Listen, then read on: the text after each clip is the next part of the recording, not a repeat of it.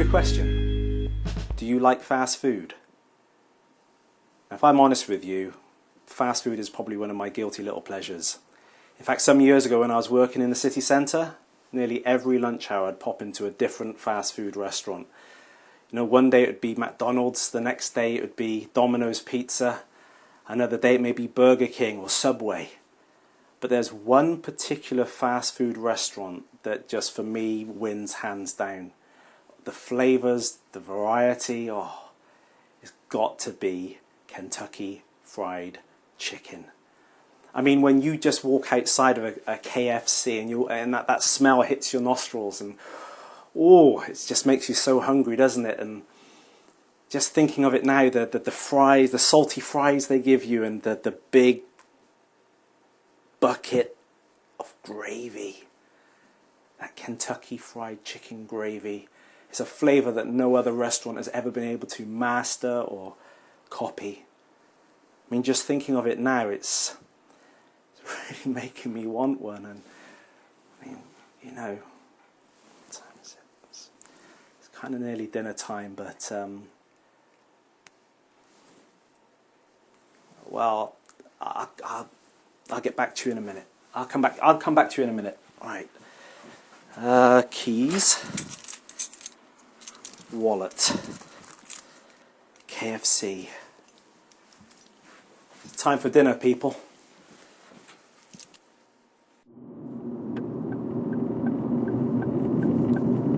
Here it is. Here's KFC. The Colonel's home.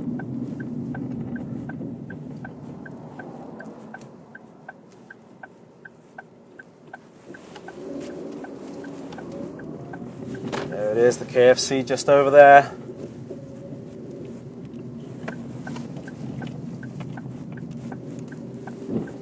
We're going to go drive through.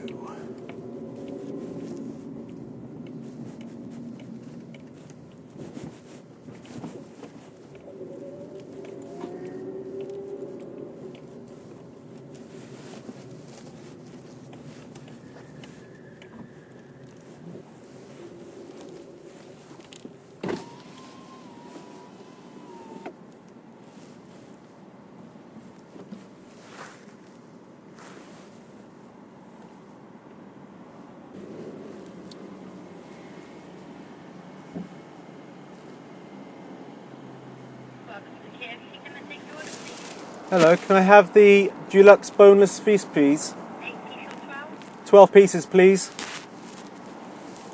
Yeah, and what two side orders would you like? Could I have gravy and beans, please? With gravy, beans, and normal Pepsi or Pepsi Max? Pepsi Max, please. Yeah, is that everything? That's all, thank you. Okay, drive down to the window then.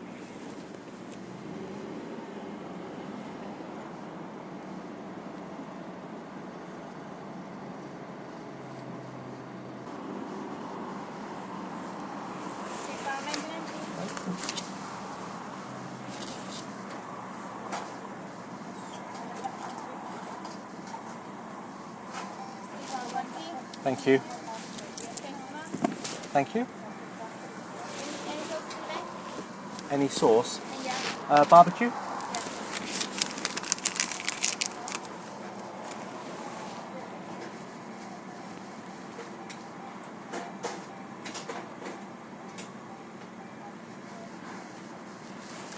Things are looking good.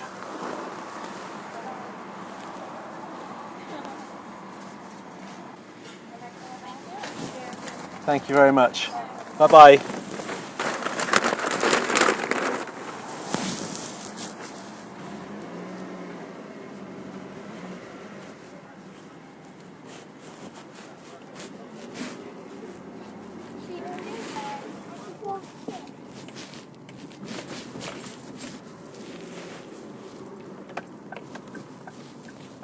Now it's time to go home and eat it. That tasted really good. Now, do you know how KFC started? I mean, do you know the story behind it? Well, I'm going to tell you. KFC was founded by a man named Colonel Harlan Sanders. He had just turned 65 years of age and had received his first Social Security check in the door. When he looked at the amount that he was being paid, he said to himself, surely I'm more than this. Surely I'm better than this. But he looked around and he didn't really have too much to offer. But he did have a chicken recipe that a lot of people seem to like. So jumping into his old beat up car, he began to drive around the town. And finding one restaurant after another, he began knocking on their doors. When they opened the doors to him, he introduced himself. Hi, I'm Colonel Harlan Sanders. I have this chicken recipe that a whole lot of people really, really like. And I don't want to sell it to you, I want to give it to you. And I want you to give me a percentage of all the profits you ever make on this recipe with your chicken. And restaurant owner after restaurant owner told him to get out of town. They slammed the door in his face. But Colonel Harlan Sanders refused to give up. He jumped back into his car, found the next restaurant down the street, began knocking on that door. It's the same story. They closed the door in his face. After 1,009 rejections, somebody finally said yes. After 1,009 no's, Colonel Sanders still had the boldness and the persistence within him to keep on trying, to keep on knocking on those doors. Now, the restaurant owners didn't care about Colonel Sanders, but it was because of his boldness and his persistence that finally somebody gave in. And today we have Kentucky Fried Chicken. It's a multi-million-dollar business and it's worldwide, all because of one man's persistence. Now, I want to challenge you today. Are you a persistent person? You know, many things in life we can only ever attain through sheer doggedness and perseverance. Even in prayer. You know, sometimes I talk to people and they will say to me, hey, I tried prayer once. And I say to them, well, how long did you pray for? And they said, well, you know, I prayed this one time, or I prayed a couple of times and I didn't get my results, so I gave up on prayer. But you know, the Bible teaches otherwise. The Bible says that we have to be persistent in prayer. We have to keep on praying. We have to wrestle with the Lord sometimes to receive the blessing.